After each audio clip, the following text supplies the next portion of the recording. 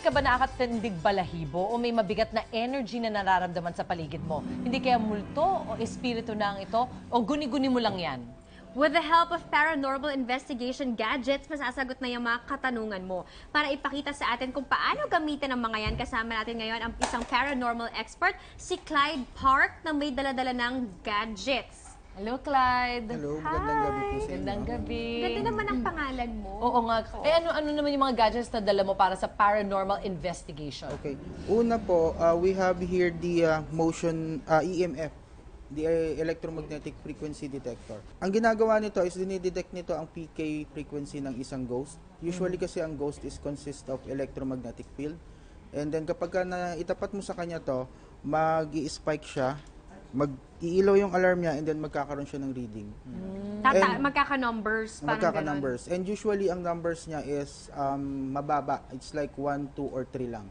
Kapag tumaas siya sa 1, 2, or 3, it's a normal current natin dito. Ah, okay.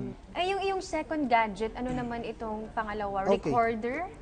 Yes, this is our electronic voice phenomenon recorder. And dito, nare-record namin lahat ng conversations with the different dimensions, or sabihin na natin yung mga spirits and ghosts. Like I've said, ang mga spirits and ghosts, they are consist of energies. Okay. So, when we say energy, it could be a wave or a sound wave. So, kapag nagsalita sila, mare-record natin dito. Although, ma-record natin siya rito, hindi siya magiging ganun ka-clear unless i-enhance natin with the use of computer. Okay. So, after namin i-record dito, binabalidate namin, as in kung abutin ng investigation namin ng 8 hours, 8 hours namin uulitin sa computer yung papakinggan kung meron kaming nakuha. Tiyagaan pala to. Grabe, seryoso to So, ah. sa group namin, medyo mabusisi kami pagdating sa mga gadgets or sabihin natin sa mga evidence na nakukuha namin para to make sure na yung investigation namin is valid and concrete talaga yung conclusion. Totoo naman. O pwede ba namin marinig yung... Meron akong sample dito. So, kung pakikinggan natin, dito, nag-uusap yung mga paranormal investigator, and then pagdating dito, sumabat yung ghost. Okay, sige. So, ipi-play natin siya ngayon. Kung nandito ka ngayon, pwede ka ba tumugtog ng piano? Ano yung Pass nyo lang? Ang sinabi niya is bastala.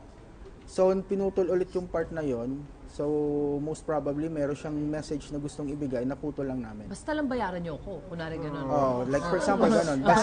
Basta lang kaya ko, or sabi, Okay. let's for example, ganun yung gusto Okay, niya yung nga sabihin. naman.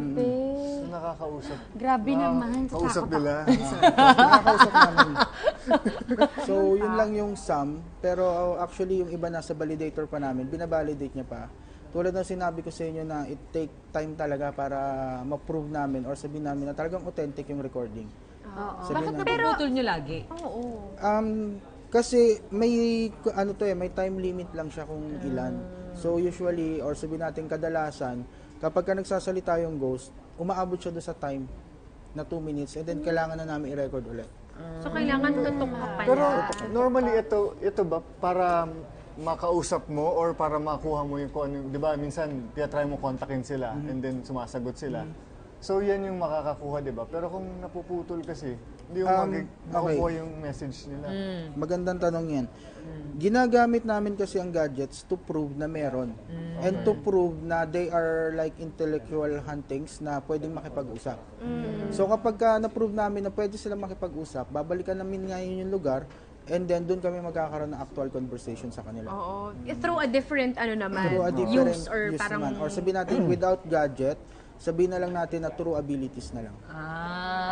Okay, ibang okay. method na ang Ibang method na gagamitin. Ayan. Lastly, meron kang yung motion detector naman. Yes, motion detector. Usually, ang motion detector, like the ordinary motion detector natin na kinakabit sa bahay, yun nga lang, ito is medyo compact dahil maliit nga lang siya. Okay. And then, we typically made, gusto namin yung may alarm. Ganyan. So, kasi, may times na after 30 seconds mamamatay yun, and then mag-i-start na siya mag-work.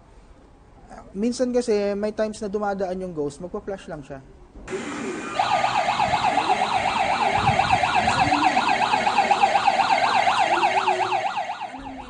And then, what if nakatalikod kami, hindi namin napansin? Or wala kami sa area na yun, iniwan lang namin siya. Diba? So, we need motion sensor na may alarm. Para kapag dumaan yung ghost, although umilaw na siya, wala na yung ghost, mag-a-alarm siya. May iwan siyang naka-alarm.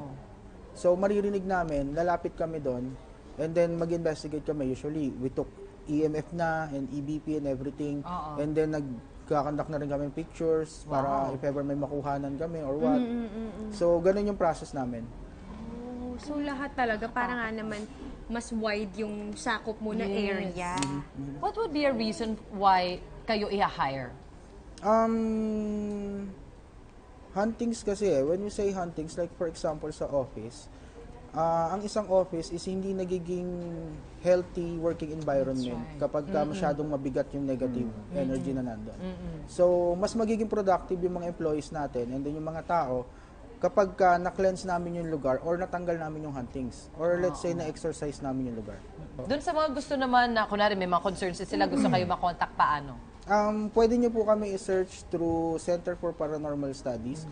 Yan po kasi yung fora namin kung saan kami nagtuturo ng mga bagong parang papalit sa amin on the future generation. Wow. And then we also have the group Profilers of the Unknown. Andiyan naman yung grupo talaga ng mga professional investigators na pwedeng tumulong sa kanila whenever they need or whenever they have questions regarding with paranormal and supernatural. Wow. Thank you so much, Clyde. You're welcome po. Hi! Thank you. Kilabot.